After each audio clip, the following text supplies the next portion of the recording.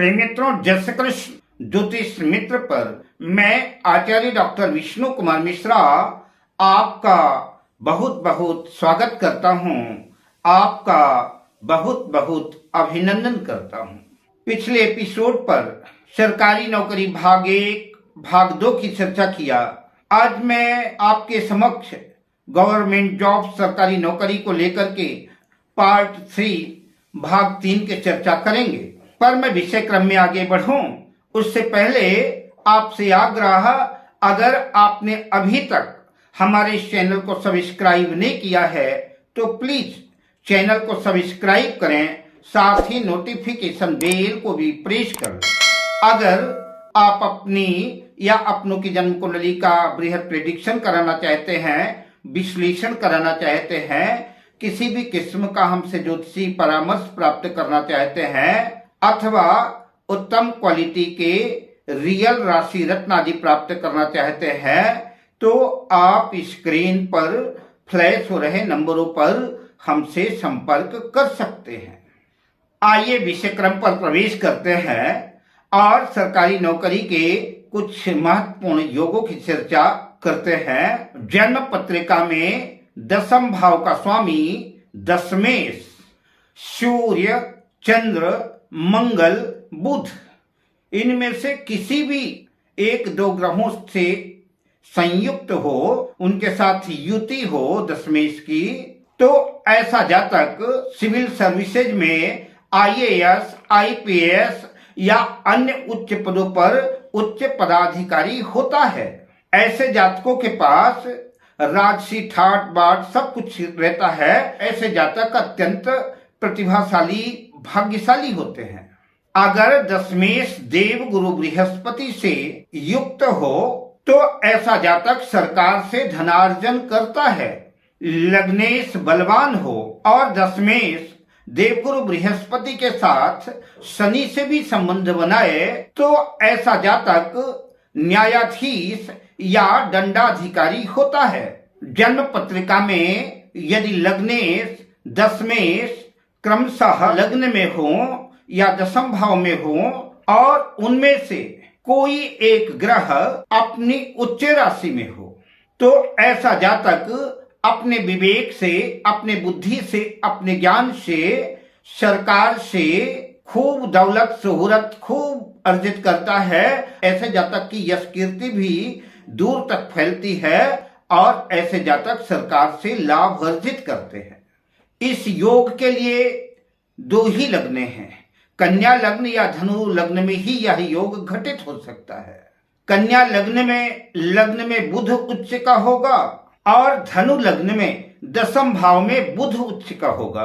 नौकरी के लिए जन्म पत्रिका में छठे भाव और दशम भाव का विचार किया जाता है। तो अगर जन्म पत्रिका में खष्ठेश और दशमेश का राशि परिवर्तन होता है, दशम भाव का स्वामी खष्ठम भाव में और षष्ठम भाव का स्वामी दशम भाव में स्थित होता है तो नौकरी की प्रबल संभावना बनती है। या फिर दशमेश और खष्ठेश की युति हो, दशम भाव पर हो, खष्ठम भाव में हो, लग्न में हो या कि केंद्र त्रिकोण में कहीं भी हो तो ऐसे व्यक्ति के नौकरी के योग बनते हैं। कदाचित दशमेश और खष्ठेश के साथ लग्नेश भी इन्वॉल्वमेंट हो जाए, योग और ज्यादा पक्का हो जाएगा। ऐसा जातक जो है अपने मेहनत से, अपने पराक्रम से, अपनी बुद्धि से, अपने विवेक से उच्च पदों पर आसीन होता है और ऐसा व्यक्ति सरकारी नौकरी पर रह करके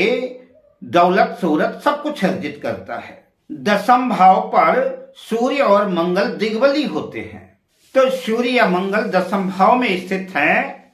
खष्ठम भाव मजबूत है, बलवान है और दशम भाव का भी छठा भाव और दशम भाव अगर शुभ प्रभाव में है, मजबूत है, बलवान है तो निश्चित रूप से ऐसे जातकों के सरकारी नौकरी के योग बनेंगे। ऐसा जातक सरकारी नौकरी करता है। अगर जन्म पत्रिका में लग्नेश, लग्न का स्वामी, दशम भाव का स्वामी दशमेश और खष्ठम भाव का स्वामी खष्ठेश नवमांश कुंडली में और दशमांश कुंडली में भी बलवान है, स्ट्रांग है तो निश्चित रूप से सरकारी नौकरी का पक्का योग बनेगा। ऐसा जातक सरकारी नौकरी करता है।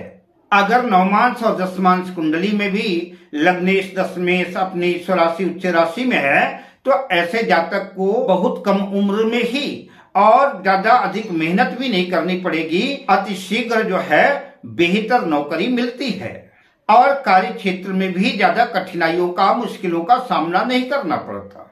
अगर जन्म पत्रिका में लग्नेश और पंचमेश का दशम भाव से संबंध बनता है और लग्न कुंडली, नवमांश कुंडली, दशमांश कुंडली तीनों कुंडलियों में देवगुरु बृहस्पति बलवान है और उनकी दशम भाव पर दृष्टि है तो ऐसा जातक उच्च पदों पर पदासीन होता है, IAS, IPS उच्चाधिकारी होता है अथवा बहुत बड़े ओहदों पर मंत्री मिनिस्टर आदि ऐसा जातक हो सकता है। जन्म पत्रिका में दशम भाव चाहे कितना बलवान हो लेकिन जन्म पत्रिका का तृतीय भाव, षष्ठम भाव और नवम भाव कमजोर हैं, वीक हैं, तो ऐसी कंडीशन में ऊंचे पदों की नौकरी की चर्चा क्या करें। कई बार ऐसा जातक छोटी सी चपरासी की नौकरी के लिए भी तरस जाता है, चपरासी तक की नौकरी नहीं लगती।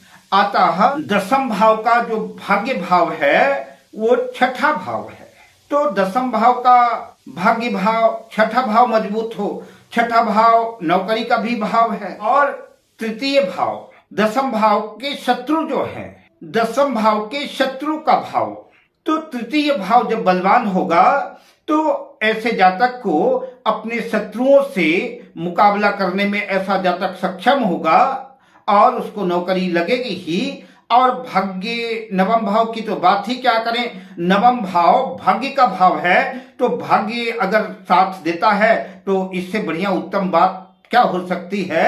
इसलिए लग्नेश अच्छी पोजीशन में हो, दशम भाव का तो बलवान होना आवश्यक ही है, तृतीय भाव भी अच्छा हो, षष्ठम भाव भी अच्छा हो और नवम भाव भी अच्छा हो। जिनकी पत्रिका में ये भाव बढ़िया है उसकी सर्वत्र विजय होती है, वो मिट्टी को भी स्पर्श करता है तो मिट्टी भी सुवर्ण बन जाती है। ऐसे जातकों का भाग्य नित्य निरंतर साथ देता है। अब मैं आपसे लेता हूं विदा, मिलता हूं अगली वीडियो में शुभ कामनाओं के साथ। जय श्री कृष्ण।